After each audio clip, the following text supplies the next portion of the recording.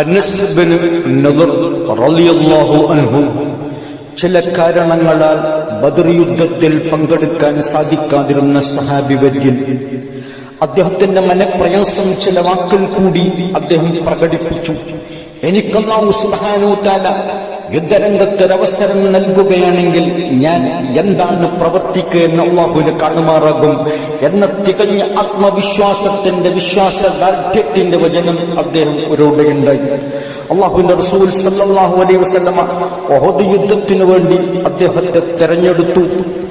യുദ്ധം കൊടുമ്പിരി കൊണ്ടപ്പോൾ ചില മുസ്ലിമീങ്ങൾ പിന്തിരിയോടുന്ന സമയം അൻസാറുകളുടെ നേതാവായ സഅദ് ഇബ്നു മുആദ് റളിയല്ലാഹു അൻഹു അനസ് ബിൻ നദർ റളിയല്ലാഹു അൻഹുവിനോട് ചോദിച്ചു, താങ്കൾ എങ്ങോട്ടാണ്?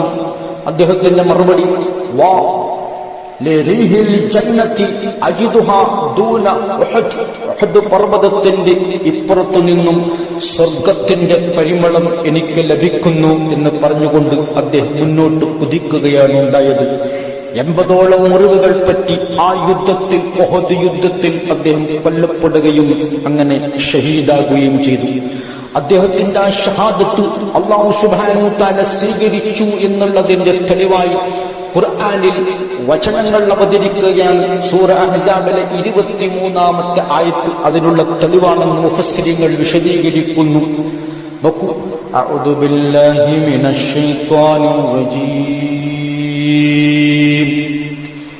മിനൽ മുഅ്മിനീന റിജാലുൻ സദഖൂ മാ ആഹദുല്ലാഹ അലൈഹി فمنهم من قضى نهبه ومنهم من ينتظر وما بدلوا تبديلا.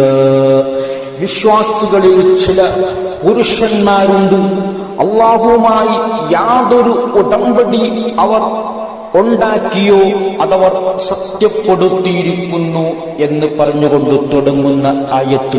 ഇത് അനസ് ബിൻ നദർ റളിയല്ലാഹുവിന്റെ കാര്യത്തിലാണെന്നാണ് മുഫസ്സിരീങ്ങൾ പ്രസ്താവിക്കുന്നത്. ഇത്തരം തികഞ്ഞ വിശ്വാസദാർഢ്യത്തിന്റെ അങ്ങേയറ്റം വിജയികളായിരിക്കുന്ന ഈ സ്വഹാബി വൈദ്യന്മാരുടെ പാത പിൻപറ്റിക്കൊണ്ട് അഹ്ലുസുന്നത്ത് വൽ ജമാഅത്തിന്റെ പാതയിൽ ഉറച്ചു നിൽക്കുന്ന മുഅ്മിനീങ്ങളായി മാറാൻ നമുക്ക് അല്ലാഹു തൗഫീഖ് ചെയ്യുമാറാകട്ടെ. ആഖിർ ദഅവാന അൽഹംദുലില്ലാഹ്.